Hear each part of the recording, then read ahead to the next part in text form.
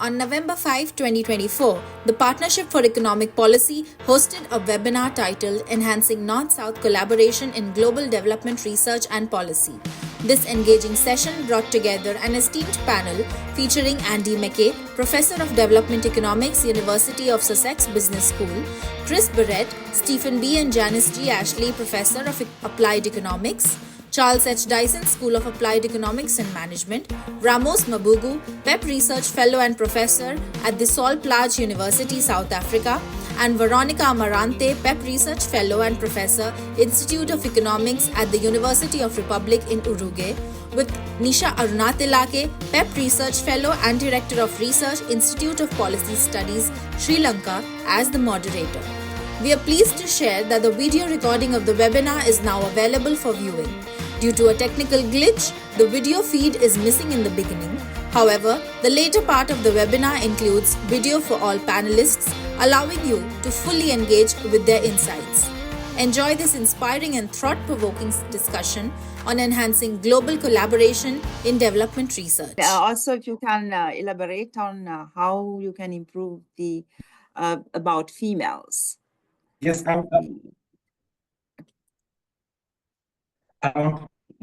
yes. So around female participation, I would say from our research, if I zero in on that, is that when a female is made team leader on both sides of the divide, they said they didn't find that they're actually playing team leadership type roles, but they end up playing caring roles, and are expected to be reporting on things that other team members should be dealing with. So that clear guidelines addressing those gender or female roles in research as opposed to a normal discourse need to be dealt with. But I'll come back later, particularly on question 2 when we're looking at practical steps.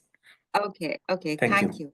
Thank you. So let me ask Andy McKay from the Northern perspective. How can North-South collaborative research initiatives be structured to ensure equitable participation and visibility for Southern researchers, particularly females? And also, if you can suggest some successful examples or models of such collaborations, that would be great. Thank you very much, Nisha, and thank you very much to PEP for the invite to this workshop. I think we can't put on our videos, so I'm speaking without it. I'm going to try and make 5 points quickly. Hopefully I can do that in the time, and then give a couple of examples. The first thing I'd like to say is we're talking about North-South collaboration, but we shouldn't just be thinking about North-South collaboration. We should be looking at collaborations that can happen within poorer countries as well, either within a country or between different poorer countries collaborating with each other. It looks like I am allowed my video now. So hello and nice to see everybody. So let's also think about collaborations within poorer countries as well. But the question is about North-South collaboration. And the richer country dimension is important, especially when it comes to funding. Now, that's both an opportunity and a problem. But of course, a lot of the money, those based in richer countries are generally better endowed. Now, it's also true that a lot of researchers based in richer countries are very open to work with researchers in poorer countries. And many of them are involved in lots of capacity building initiatives like PEP, like African Economic Research Consortium, and others. So the opportunity exists, but the funding is also potentially a problem. And I think the choice of research topic really matters. And often I think the choice of research topic which has been funded has often been quite narrow and often created a bias towards those that are based in richer countries. So when there's a strong focus on particular approaches, particular techniques, focus on proven causality, randomized controlled trials, and so on, I think that's often an exclusionary model of research, which is harder for people in poorer countries to participate in. So I think the research agenda needs to broaden to topics which are sort of more relevant from a policy point of view. Researchers in poorer countries should be confident to articulate and state the topics that matter to them and try to promote research in those areas. Now, related to that, when researchers in poorer, richer countries are playing together, will play to comparative advantage. And what researchers in the poorer countries are generally very well placed about is thinking about the nature of fieldwork to conduct, where, what sort of questions, and so on. And they're often well connected to the policy issues. And those are important in shaping the research project, in shaping the agenda. Those that are based in richer countries obviously may be able to help more in terms of techniques, may be able to help more in terms of enabling people to publish and so on. But each of the parties to this has got comparative advantages and play to that. Now, the last thing is the choice of the topic, I think, can also very much affect the gender balance, because there are particular types of research topics which female researchers are likely to be much more interested in. And if the research agenda is narrow, then it's likely that people may end up getting excluded. Let me just talk about two examples. For a long time ago, I was involved in a research centre funded by DFID, as it was in the UK, on chronic poverty research centre. And that had a lot of participation from researchers based in poorer countries. The leadership was, I admit, in richer countries, but we had a big program in West Africa, coordinated very effectively by a Senegalese researcher. And that was, of course, there are things that could have been improved, but there were things that worked well. And the other example I would give is the executive director of PEP, Jane Mariara, when she was in the university, and I had a project funded by IDRC, which again was involving lots of researchers from poorer countries, and we collaborated in that project. Let me stop there for now. I hope that was an answer to the question. Thank you very much, Sandy, for your points and also for stopping exactly on time. Let me now turn to Veronica, if you can answer the question. And also from a female perspective, look at how the North-South collaborative, especially for females, can be improved. Veronica. Okay. Thank you very much for the opportunity to participate in this webinar. Before going into the specific question about women in research, I would like to share some concrete insights about how we can structure North-South research collaborations more equitable, basically based on a research that we have undertaken at PEP, analyzing the publications in top development journals between 1990 and 2019.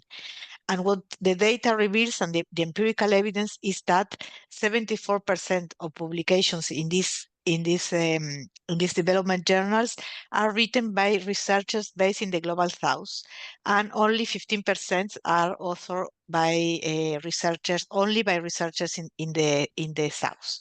So this is like the perspective, but we also have a promising trend that I think it's like what we are discussing now in this seminar, at least when it refers to research, that is the promising trend in collaborations in research between North and South researchers. They have gone through 3% in this top development journals to 18% by the end of the period. So we have collaboration, or we have more collaboration now in terms of research from researchers from the North and from the South. But this does not mean, of course, that these collaborations are equitable, and there are some specific things that we should be considering, I think. And one important thing I would like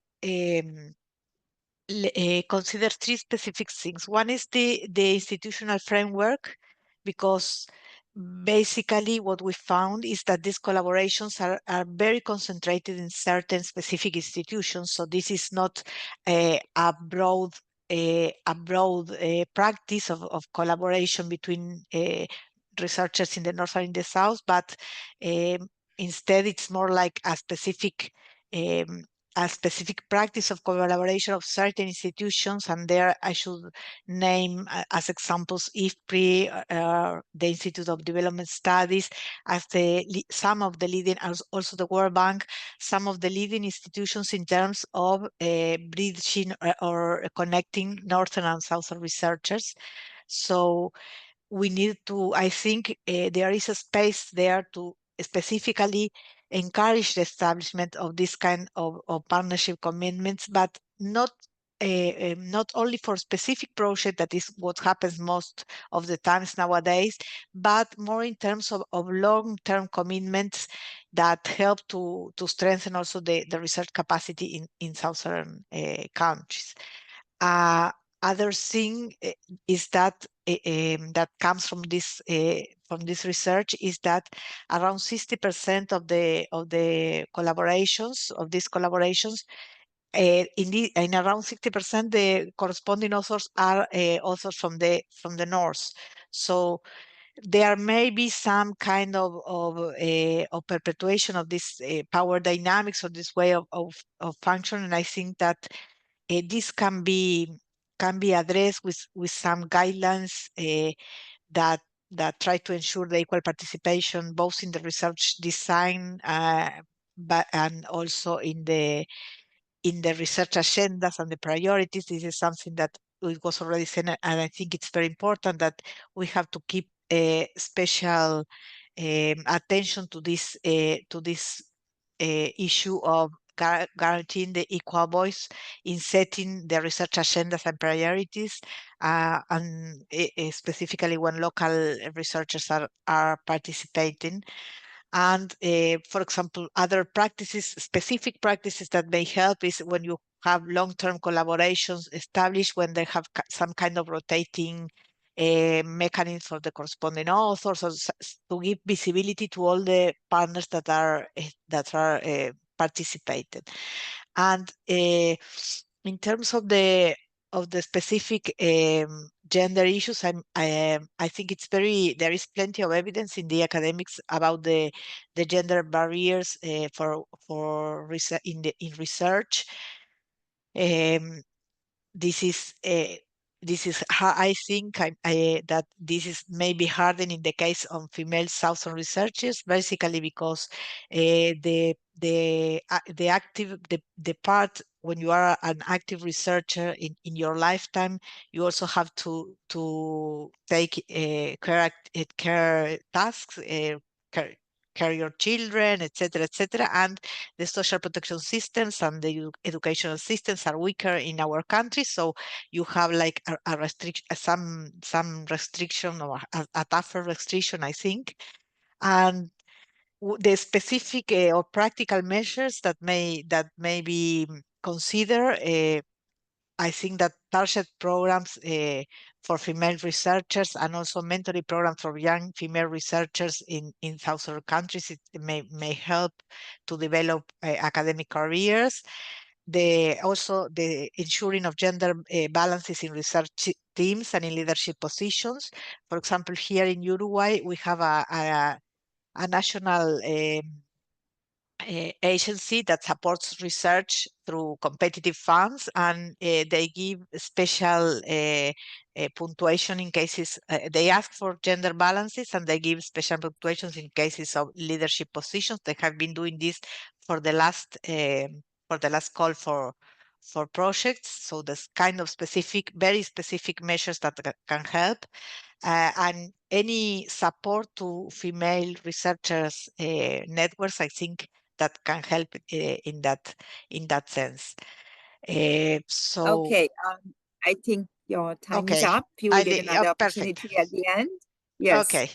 So I will let me call on Christopher to answer the same question. How can North-South collaborative research initiatives be structured to ensure equitable participation and visibility for Southern researchers, particularly females? Thank you, Yes, Nisha. please, the floor is And yours. thank you to PEP for inviting my participation in this seminar on a really important topic. First, before I answer your how question, let me first answer the sort of logically precedent question of why.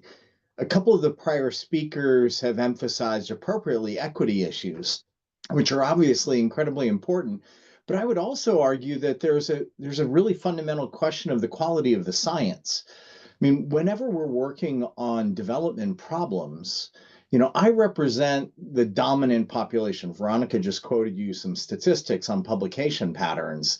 The majority of papers in development economics and development studies broadly are published by people who look like me. They're white males at global elite institutions. I sit at a rich institution in the United States, Cornell. We have resources and power and access that gives us unusual control, but it doesn't give us unusual insights. If we're trying to solve problems in the Global South, we need the voices of and the perspective of the Global South, whether it is to get the specification. Let me use the language of econometrics. If we want to get specifications right, what are the relevant variables? We are not typically well positioned to understand context-specific things that matter to outcomes, nor are we necessarily well positioned to do good inference, because commonly the relationships between variables have multiple interpretations, and the right one often depends upon context. And finally, we're not usually very good at prediction, not least because we can't figure out what are the external things to our models that are likely to be changing that might matter. So I would argue one of the fundamental reasons to get the Global South voices, to get scholars from institutions across the Latin America, Asia, Africa regions involved more deeply is we need it for better science. We need it for equity reasons, but let's not underestimate how important Global South voices are to the quality of the science. So let me turn to your how question. This is precisely why we launched the STARS program. STARS is an acronym. It now stands for Structural Transformation of Agricultural Rural Spaces. It's an early career research mentorship program that I launched in collaboration with others here at Cornell in 2016. We've now had about 80 STARS fellows over the years, and we'll be releasing a new request for proposals in the next month. STARS is created to flip the script, where usually it's people like me going to counterparts in Senegal, in Kenya, in Ethiopia, in Colombia, where have you, and looking for someone who can help us in the field. But we sort of set the intellectual agenda. STARS flips the script, where a scholar from the Global South proposes a topic and how to approach that topic. And then we engage technical assistance coming from Cornell or our partners. So we have the comparative advantage in technical matters, typically, just because of our preferential access to journals and lead institutions. But the real problem-driven questions should be emerging from the South. And that model has worked fairly effectively. It has helped to connect young scholars from the Global South to senior mentors, Andy McKay being one of them, one of the earlier speakers. We've done this in collaboration with Sussex. And that has in turn opened new doors for these STARS fellows. And PEP is one of the important fora for helping STARS fellows to subsequently get better connected across the Global South. So a crucial thing in getting better access for global scholars from the Global South is for those of us who are in the Global North to be allies and to be willing to be the technical support rather than the intellectual drivers for projects, and to help connect talented young people from across the Global South who have the ideas and just lack the opportunities afforded to those of us at very privileged institutions. We put a thumb on the scale for female scholars for all the institutional reasons that encumber them. I'll actually put in chat a link to an essay by one of the past STARS female scholars and a past male scholar, Burma Bay and Khadija Legbe, that explains why they found STARS a valuable model. But I would encourage younger early career researchers to apply to STARS and to other similar programs. There are now similar programs available through Berkeley, through JPAL. But in particular to my colleagues listening from wealthy institutions in the global north, figure out what your institution can do along these lines as well. I've donated my time on STARS, and we've subsidized STARS directly from Cornell. We've also been fortunate to partner with external folks who pay for plane tickets and things. But figure out what your institution can do to be an authentic ally and partner to help facilitate voices from the global south to not just get what is their just access opportunities, but also to help us make the science better. Thanks. Okay, thank you very much. So let's just move to the second question, which is, what practical steps and solutions can be implemented to promote greater inclusion and active participation of Southern researchers, especially women, in global development research and policy debates? I would also like to remind the participants, if you have any questions, you can post it in the Q&A section at the bottom of your screen.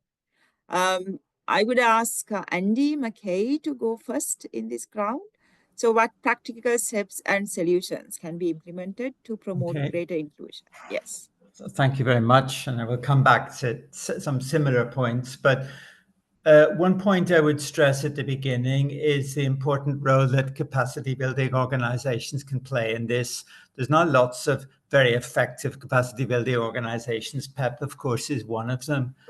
But these capacity building organizations, exactly as Chris just described, they can play a part in trying to set the research agenda and talk about the questions that matter. And these can be questions that matter for women as well. So that can be important. And I think capacity building organizations, they have some resources, but they have voice. And I think they can have quite an important impact in that. I think they should even start to engage with funding organizations, because I think some of the problems is the biases that some of the funding organizations in richer countries are in the way that they're making their allocations and who they're allocating to, in what sort of work that they're supporting. And I think capacity building organizations, have a lot of respect, can have an important voice. And what, as Chris says, I know with the STARS program, and that is a good example of the agenda being set in poorer countries. I think joint funding applications, it remains the case that quite a lot of the funding comes from richer countries. Well, joint funding applications, even if you have to be in a richer institution to apply, you can apply in collaboration with lots of researchers from poorer countries. I did that last year. It wasn't successful, but with lots of African researchers in putting together an application. It was a very positive experience, even if we didn't get the funding. And I think other important initiatives, I won't say anything about it, but I'll just mention them. I think supporting the publication process. We've talked about how challenging that is. That's something where those of us based in richer and more well-resourced institutions probably have an advantage. And also actually helping to disseminate and have policy impact. Again, I think often institutions based in richer countries have more experience at these things. But these I think are important skills that are also very important for people in poorer countries. Let me stop there. Thank you very much. Can I turn to Ramos Mabugu? What are the practical steps and solutions that can be implemented to promote greater inclusion and active participation of Southern researchers, especially women? Ramos.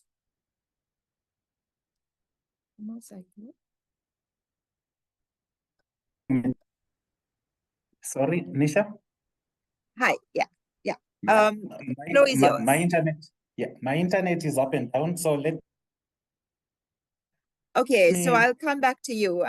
Shall I come back to you? Run through Sure. So, Veronica, would you like I don't think it will get better. It's getting even more unstable. But let me mention three aspects and I can see if it becomes stable. I would make three bold recommendations to your question. The first is put in mechanisms for much more direct funding to southern institutions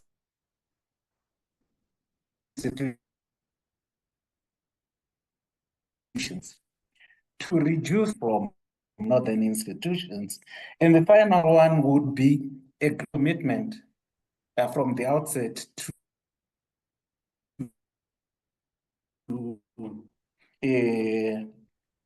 was talking about that made a going concern. Okay, thank you, Ramos. Thank so if you have any other points, maybe you can put it in the chat. Can I ask Veronica to go next? What practical steps and solutions can be implemented to promote greater inclusion and active participation of Southern researchers, especially women? Okay, well, about specific practices, let me also come to what has been PEP's initiative or what the Partnership of Economic Policy has done in terms of having this approach of building or supporting research capacity in the Global South. So I think that is a very specific way of trying to change this academic isolation that we always talk about in terms of research. So the combination of mentoring activities and trainings, methodological trainings, and the support from experienced researchers, I think this helps to strengthen the research community in the South, and also the discussions that PEP promotes in terms of the national policy debates based on the research that is focused on questions that are focused in the country, in the context, in the socioeconomic problems that the country is facing. I think this can help a lot in these issues. I also think that there are specific things that we should be thinking more about, and I will turn into the publication process, following some of the things that Andy was commenting before. I think we should be discussing about the editorial policies and the journal's governance. For example, in an analysis that it was done also for as a PEP research, we found that only 17% of editorial board members in this development in top development journals were researchers based in the South. And this is important because we also found in this research, but there is also evidence for not only for development journals, but for economic journals in general, that there is a strong association between the geographical composition of the editorial boards and the origin of the published paper. So if we have a very high concentration of the editorial boards in Northern researchers, that also helps to build these concentrations in terms of who is publishing, what we are discussing, etc. So there is a space for concrete measures that may imply setting targets for geographical diversity in editorial boards, or establishing creating special issues focused on social perspectives, etc. So there is a space for specific things. And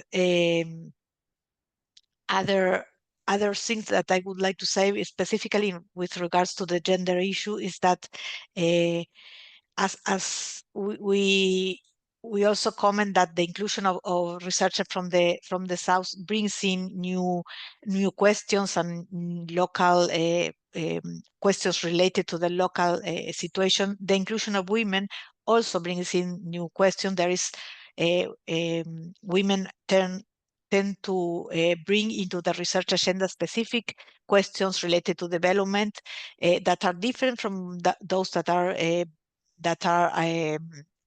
that are given by men. So by a broader inclusion of women, I mean, it's not only in terms of what is fair, but also in terms of having having broader research questions and considering all the socioeconomic problems or preoccupations of that may be present. So I leave it for here. Yes, thank you. Thank you very much. Chris, can I ask you the same question? What practical steps and solutions can be implemented to promote greater inclusion and active participation of Southern researchers, especially women? Yeah, so I think several people have raised the same basic point, which is access to resources, including access to training and capacity building. One of the big problems for capacity building is that it is commonly going to involve travel, which is disproportionately burdensome on women, especially those with young children. Just commonly can't step away and leave children behind, and very few donors are prepared to pay for plane tickets for children and a caregiver to help out while the woman is in coursework or in other training.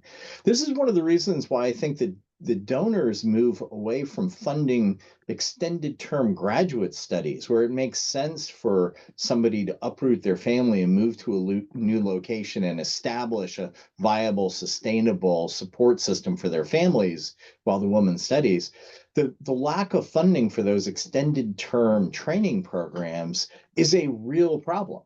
And I encourage people to push on the local aid agencies that say they're supporting capacity building. Ask, what are they doing to take the most promising students coming out of your undergraduate and master's programs, the most promising staff at your local think tanks? What are they doing to support their professional development for the long term? And in particular, how are they giving them a truly world-class toolkit? You know, why can't the local FCDO office pay for a scholarship for a talented young woman to go to the UK to study with Andy McKay and his colleagues at Sussex on a livable stipend so that she can bring her family there? I mean, it is really hard to overstate the importance of the social networks and the unwritten curriculum that gets extended at the institutions of the global north. Whether you're at one of the elite European or North American institutions, you are going to learn more as a graduate student or a postdoc in the hallways, in the seminar rooms, in the offices than you do in the classroom. And when you don't have access to those informal networks and all the unwritten curriculum training that comes from that experience, you will simply be at a deficiency. You will not be as competitive.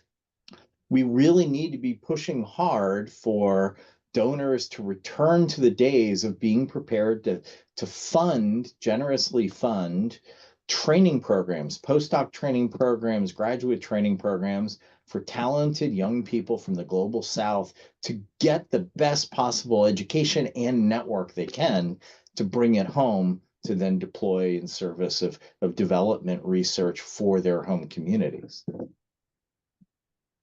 Okay, thank you, Andy. We have, I think, some questions are already posed and there are already some answers. So I just thought of asking one of the questions that has been posted, which is about why can't the South on its own engage in research topics that's relevant for them? Why do they need to collaborate with this? No, that's the question. Would like to answer this. Maybe Veronica, coming from the South, do you have anything to say on this? Yes, Nisha, thank you. And I think Chris Marks there, he wanted to answer this question. I think in the. But you have I can anything go to after. say? Okay. I can go after him if you want, because he picked. Okay, Yeah? Chris, please. Yeah, please go ahead, Chris. Yeah. No, please go ahead, Veronica. I'm not sure what I did. I inadvertently marked something. Okay.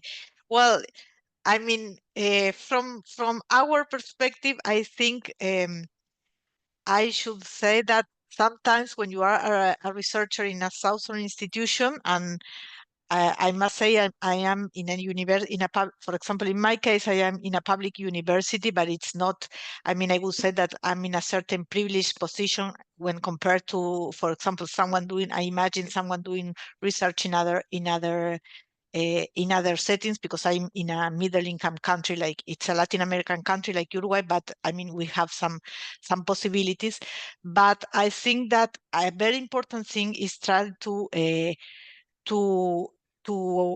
use or to take advantage of all the possibilities that we may get in the for example, by participating in specific seminars, congress, or in general academic activities. I tend to think that we are individually are not so aware of the importance of building these networks, and are almost sometimes find not easy to build this collaboration. So there is an individual aspect of the thing, but I also think that our institutions, our local institutions, do not. This issue is not installed as a preoccupation, as how do we connect and try to build long-term partnerships with other institutions, etc. As our institutions are focused on, on doing their main objectives, that is teaching and research for the country with limited budgets and in certain conditions. These other aspects are very hard to be taken into account by these local institutions. So I think we should try to take advantage, as I said, of these networks that we may have, and also try to bring to our institutions the discussion and the importance of this issue. So I would say that. Okay, thank you, Veronica. Andy, we are almost out of time. I was just going to say we'll some countries do, five more and minutes China. because we started late. Andy, yes, Okay. please go ahead. I just want to say some countries do, and China is a big example of that. Countries can fund their own research. Okay. There is one research question. I don't know if we have time to visit that. It is maybe a very quick answer from one of you. It is actually very interesting, so I want to ask this question. It is about what are the current trends that could shape the future of North-South collaborations. And it's also asking whether these new trends like climate change, which is in the development agenda, like climate change, migration, technological innovation, will those change and impact North-South relationships? Anyone wants to take that? So basically asking, the technological change, the globalization, climate changes, how will those drivers change the North-South collaboration? I guess I'm happy to jump in since it's election day here in the United States. The obvious answer to me is populism. All across the global north, we've seen a rise of nativism, of populism driven by wanting to wall ourselves off from the rest of the world and resenting spending money overseas, investing in partnerships around the world. I pray that today my country rejects that agenda, although I'd be dishonest if I said I wasn't deeply nervous about what we're going to learn tonight and over the ensuing days about the US elections.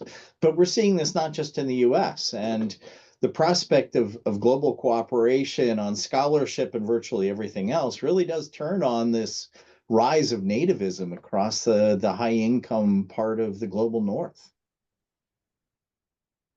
Okay, thank you very much. So we are beyond time. So let me close this event.